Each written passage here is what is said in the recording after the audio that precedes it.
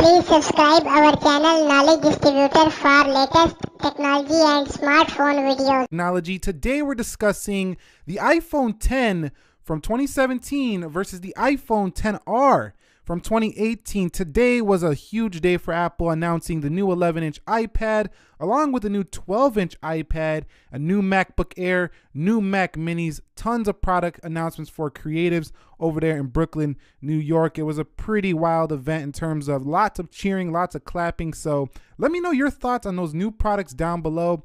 That A12X is a beast, but so is that A12 in a 10R. And can that A12 really outshine this A11? Let's go ahead and begin with a boot up test in 3, 2, 1.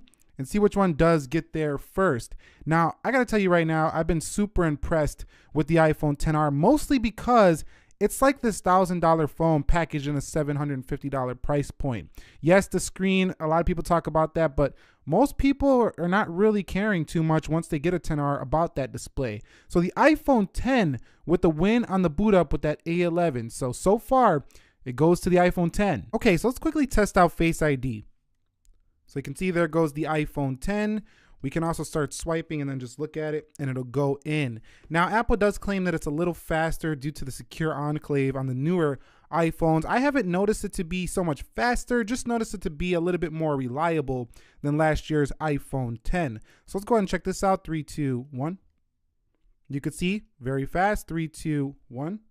And basically you're getting the same feature that you would get on the iPhone 10. So I missed a little bit because I moved my head towards the microphone, but it's about the same when it comes to Face ID. I just think the 10R hasn't missed as many times for me as the iPhone 10 did. Okay guys, so one thing I noticed about the lock screen camera is that 3D Touch is actually a little more snappy than that haptic feedback on the 10R. So a lot of times I've been finding that with the 10R, you just have to hold it a little bit longer to get that camera open, like so. You see, it's just a little bit longer for the 10R than the iPhone 10. So the iPhone 10's 3D Touch is definitely quicker than that haptic feedback. You'll also see it when you're in Control Center as well. So if we come into Control Center, you just click it. It's very quick there for the iPhone 10. Over here on the 10R, it's just a little bit of a delay because it has to recognize that you're doing a long press. So the 10R is slower with that haptic feedback than the 3D Touch on the iPhone 10. Okay guys, so we have arrived at the application portion of the speed test. I'm gonna make sure everything is closed out on both devices. Now the iPhone 10 has a 120 Hz touch sample rate, so does the iPhone 10R, so they're both about the same when it comes to how fast they respond to the touch. Let's go into calendar. You can see the 10R look to be ahead there. Both are very smooth coming home. Calculator, you can see about the same there. What about clock? You can see same there again. Let's go into Snapchat. You can see that goes to the iPhone 10. Now, some of these applications are going to win on the 10 because they're better optimized. Developers have to get on board with all 3 new iPhones. It's a lot of work to get all those apps updated. So in a little while, the 10R apps should be even more close to the iPhone 10. Let's go into WhatsApp. And you could see WhatsApp, it looked like it was slightly on the 10, very microsecond slightly. Let's go into Instagram.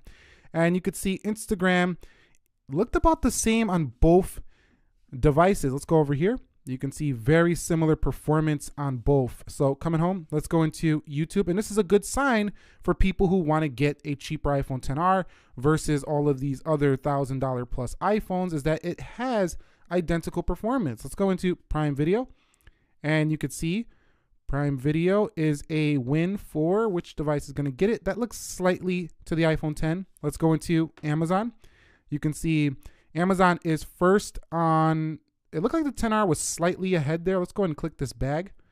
And you can see the 10R a little bit ahead there. Graphics performance though is massively improved, like 50% for the 10R. So if you're a gamer, you might like the 10R. It also has better battery life than the iPhone 10, which makes gaming even better because you don't want it to die in the middle of your game. Let's go into Slither.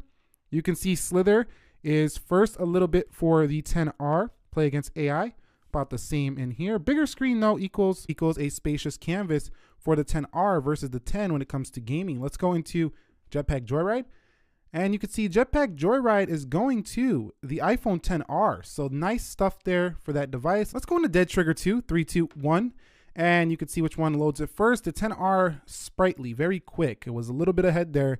And it looks like it's a little bit ahead here again. So you've seen it just very slightly here on Dead Trigger 2, but when you actually start to get into the game, both of them are beasts in performance. I mean, the A11 was already the fastest like gaming phone on the market last year, and nothing really caught up. So the 10R just takes it up a notch. It's like extra power you probably don't even need, but it's there, and that's a good thing when it's cheaper than last year's phone. Let's go into Real Racing 3.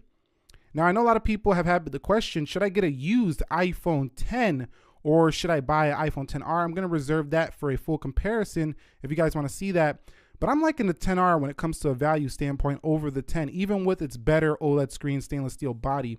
It just seems like it's more worth it to buy an iPhone 10R because of some key factors. Let's swipe to get started here. Let's go to career. Let's go to amateur because I'm an amateur racer over here. Let's go ahead and tap the enter and let's see which one can get into this race first. Let's go ahead and hit race and see which one loads it up first. Now the 10R should win this, but it's pretty close.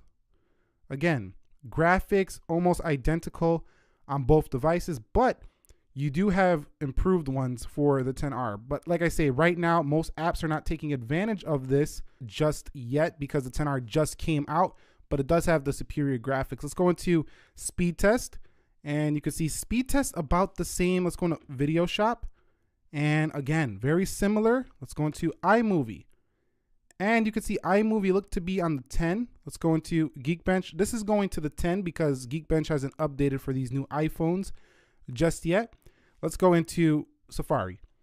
And you could see the iPhone 10 slightly ahead there. So you can see throughout this test, it's basically identical in real world everyday app opening times and running games and stuff.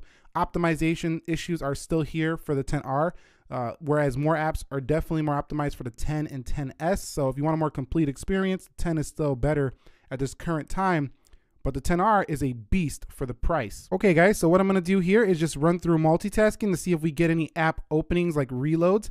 Let's go into calendar, nothing, calculator, nothing, clock, nothing, Snapchat, nothing, what about WhatsApp, nothing, Instagram coming home, YouTube coming home, Prime Video coming home, and Amazon, let's swipe out of there. eBay, let's swipe out of there. Slither, let's come out of there. Good RAM management so far. iOS 12, iPhone 10. Dead Trigger 2, you can see that a little bit of a pause there. And Real Racing, ready to go. And how about Speed Test, ready to go. Video Shop, ready to go. iMovie, with a slight reload there. What about Geekbench? Nothing, and Safari is ready. So only one reload, a little bit there on iMovie. What about the iPhone 10R with also having 3 GB of RAM? You could see calendar, calculator, clock, Snapchat, WhatsApp, Instagram with the reload here for the 10R. A little bit surprising considering it's an A12. And you could see Prime Video. Prime Video stutters a little bit. Actually, that wasn't a stutter. It was an advertisement. So we're going to take that back. It wasn't a stutter for the 10R. It was an ad that popped up. Amazon. Let's go into eBay. And let's go into Slither. Let's go into Jetpack Joyride. Dead Trigger 2, same thing as the 10. Real Racing. Speed Test. Let's go into Video Shop. And let's see if iMovie. Yes, iMovie did the same thing on the 10R. And Geekbench and Safari. So RAM management, about the same on both. It's kind of expected. They both have 3 GB of RAM. So I think the 10R is still more impressive for the price because it's basically matching that of the iPhone 10. Okay, so here we are in iMovie. I shot a video on the 10R at 4K 30. It's about a minute or so long on here, airdropped into the iPhone 10.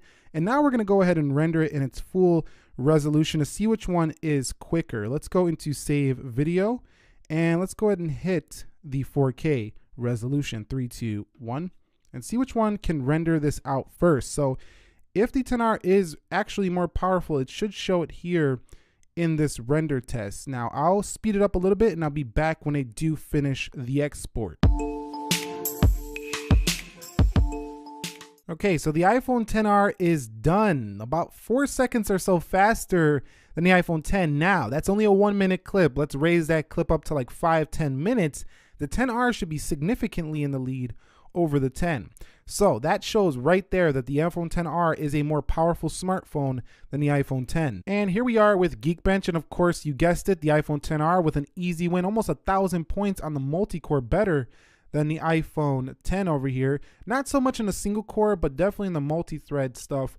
The iPhone 10R pulls way ahead over the 10. In conclusion, iPhone 10 or iPhone 10R, which one is faster? Well, that's the 10R. You've seen it in Geekbench, you've seen it in iMovie, you also seen it in many, applications being about the same as the 10. So if you're looking for the more speedier, powerful phone, that's going to be the iPhone 10R, even though it's cheaper than most iPhone 10 ever was when it was on the market. Now, in the used market, you can get the 10 for the same price, but if you don't need that OLED screen, I do think the 10R is the better option here. But that's just my take on it. You might differ. Let me know your thoughts down below in the comment section of this video. If you enjoyed the speed test, click that like button for me. If you have any other video suggestions, recommendations, leave them